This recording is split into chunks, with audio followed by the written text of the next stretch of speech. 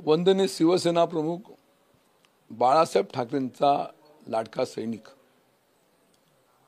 आणि त्या लाडक्या सैनिकाचा 13 तारखेला या राज्याचे माजी मुख्यमंत्री आणि विद्यमान उपमुख्यमंत्री एकनाथजी शिंदे साहेबांच्या कुटुंबामध्ये मी ठाणा या ठिकाणी आनंद दिघेंच्या पदस्पर्शाने पुनीत झालेल्या जागेमध्ये मठामध्ये हजारो कार्यकर्त्यांच्या समवेत मी प्रवेश केला आणि त्या प्रवेशाने मी भारावून गेलो होतो।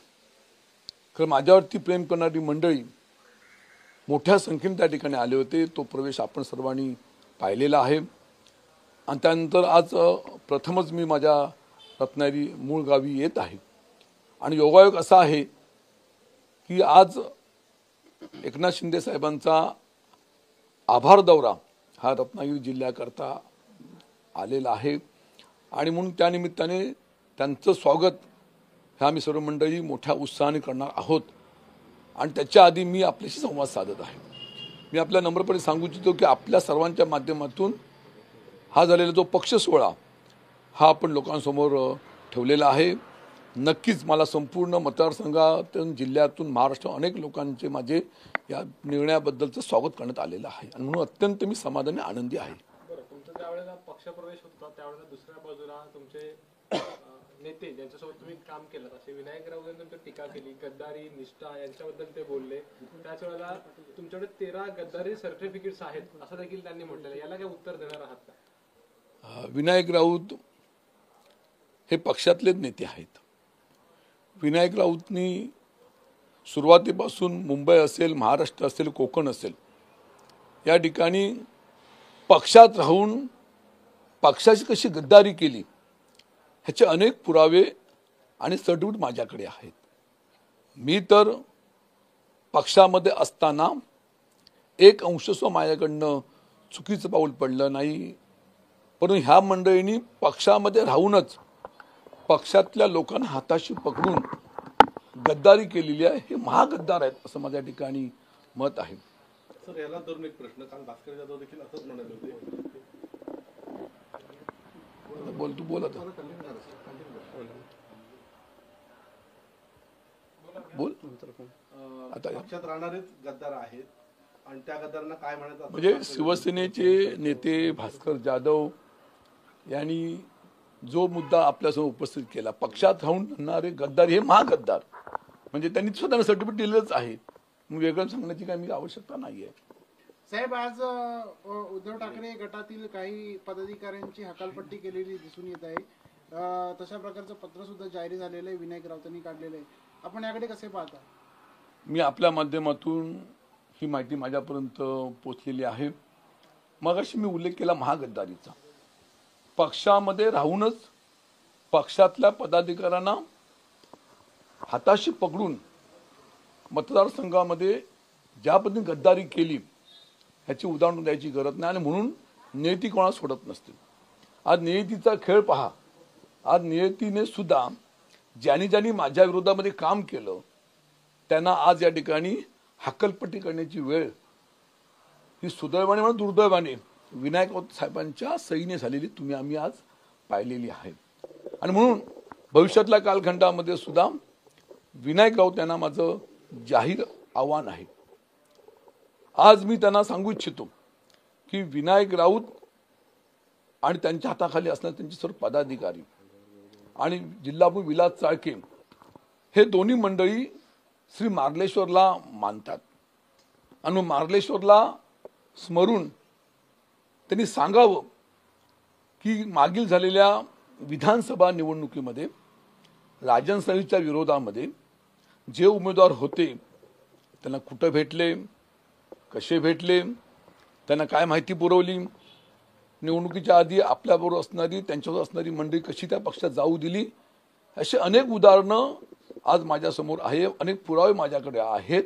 आणि त्याबरोबर महाराष्ट्रामध्ये असेल विधानसभेच्या निवडणुकीमध्ये सुद्धा कसे कसे उमेदवारांकडनं पैसे घेतले, कशा कशा पद्धतीने त्यांना इतरांना मदत केली ह्याचे अनेक पुरावे, अनेक उदाहरणं महाराष्ट्रातल्या अनेक उमेदवारांनी दिलेले आहेत. ह्याच्यापेक्षा काय पुरावा आहे? आणि म्हणून जाहीरपणे त्यांना सांगतो की तुम्ही आणि तुमच्या असलेले जिल्हा विलास चाळके आणि मार्लेश्वरच्या चरणी जाऊन शपथ घेऊन सांगावी की आमच्याकडनं चुकीचं काय झालं नाही, हे जनतेला माहिती आहे. आणि मी स्वतः याआधी सांगितलं आणि पुन्हा एकदा सांगतो, त्यांनी माझ्यावरती जी 13 सर्टिफिकेटचा आरोप केलेला आहे, त्या आरोपाबाबतीत सुद्धा मी मागेही बोललो होतो, पुन्हाही बघतो की राजन साळवी या असलेल्या समोर राजकीय कारकिर्दीमध्ये मी स्वतः धुतपापेश्वर असेल, त्यांचं आमचं मार्लेश्वर असेल, रजनाचा भैरीबुवा असेल, त्यांच्या चरणाशी येऊन तिथलं फुल उचलून सांगायला तयार आहे की माझ्या आयुष्यामध्ये याआधी कधी मी चुकीचं काम केलं नाही,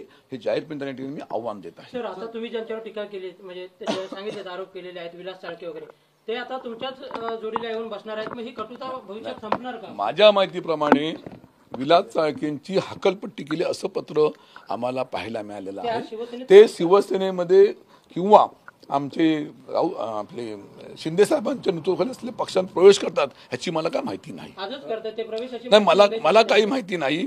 पण समजा ते पक्षामध्ये आले, पक्षामध्ये काम चालू केलं, तर निश्चितपणे पक्षाचे जे प्रमुख आहेत एकनाथ शिंदे साहेबांनी ज्या सूचना दिलेल्या आहेत त्या सूचनेप्रमाणे आम्ही भविष्यात काम करू असं मला इथे मी अभिवचन देतो. काल संजय राऊतांनी तुमच्यावर खालच्या पातळीवर टीका केली आहे. गांडू म्हणजे काय केली? गांडू राजन साळवी गांडू आहेत असं. राजन साळवी हा गांडू नक्कीच नाहीये. गांडू असताना तर अनेक उदाहरणं मी ते देऊ शकले असते, पण ते कुठे उदाहरण देऊ शकले नाही. शिवसेनेचे नेते आहेत, तर नेत्यासारखंच वागावं असं माझ्या ठिकाणी म्हणणं आहे. सर, काल म्हणजे यापूर्वी मुंबईत तुम्ही उदय सामंत आणि राऊतांची मिलीभगत असल्याचं म्हटलं होतं. त्या संदर्भात उदय सामंत यांनी काल प्रतिक्रिया दिलेल्या उद्योगमंत्र्यांनी की राजकारणामध्ये कोणी कोणाला मदत केली हा राजकीय रणनीतीचा भाग असतो. ज्यांना ती कळली तो जिंकतो आणि ज्याला नाही कळली त्याचा पराभव होतो. कसं बघता एकंदरीत या प्रतिक्रियेकडे? निवडणुकीच्या रणनीतीमध्ये हे जिंकण्यासाठी अनेक विविध पर्याय असतात. आता ते कसे जिंकले हे तुम्हाला त्यांनी सांगितलेलं आहे. मी कसा हरलो हे तुम्हाला सांगितलेलं आहे. त्यामुळे वेगळं मी सांगण्याची आवश्यकता नाही. जिंकण्यासाठी जे करावं लागतं ते माणूस व्यक्ती करतो, ते विधान त्यांनी स्पष्ट केलेलं आहे. आता हा संघर्ष जो तुमचा आहे तो भविष्यात तसा राहील की हातात हात घालून काम करणार? या पक्षाचे नेते, मुख्य नेते एकनाथ शिंदे साहेबांनी आम्हाला स्पष्टपणे सांगितलेलं आहे की या संपूर्ण जिल्ह्यामध्ये असेल, कोकणामध्ये असेल, ही शिवसेना आपल्याला वाढवायची आहे, 100% शिवसेना निर्माण करायची आहे. आणि याकरता पक्षामध्ये आधी आलेली मंडळी असतील, पक्षातली मूळची मंडळी असतील, नवीन येणारी मंडळी, या सर्वांना हातात हात घालून त्या ठिकाणी काम करायचं आहे, पक्ष वाढवायचं आहे. आणि भविष्यातल्या कालखंडामध्ये आपल्याला सर्वांगीण कोकणाचा विकास हा घडवून दाखवायचा आहे. त्यासाठी आदर्शवत कोकण कसं असू शकतं, शिवसेना एक संघ कशी असू शकते, ह्याचं मूर्तिमंत उदाहरण आम्ही लोक देणार हा मला विश्वास आहे. भास्कर जाधव यांनी प्रतिक्रिया देताना असं म्हटलं होतं की राजन साळवी नेहमी मी एकमेव निष्ठावान आहे असं म्हणायचे. मात्र आता ही निष्ठावान बिरुदावली तुम्हाला लावायची का हे त्यांनाच विचार असं त्यांनी प्रतिक्रिया दिलेली आहे. भास्कर जाधव सारखा नेत्यांनी माझ्याबद्दलच्या निष्ठावंत भावना व्यक्त करणं ही निश्चितपणे माझ्या समाधानाची गोष्ट आहे. आणि मी का पक्ष सोडला या संबंधीचा खुलासा तुमच्याकडे दिलेला आहे. 2024 सालच्या निवडणुकीमध्ये पक्षातल्या लोकांनीच मला पाडलं, त्या भावना माझ्या मी व्यक्त केलेल्या आहेत.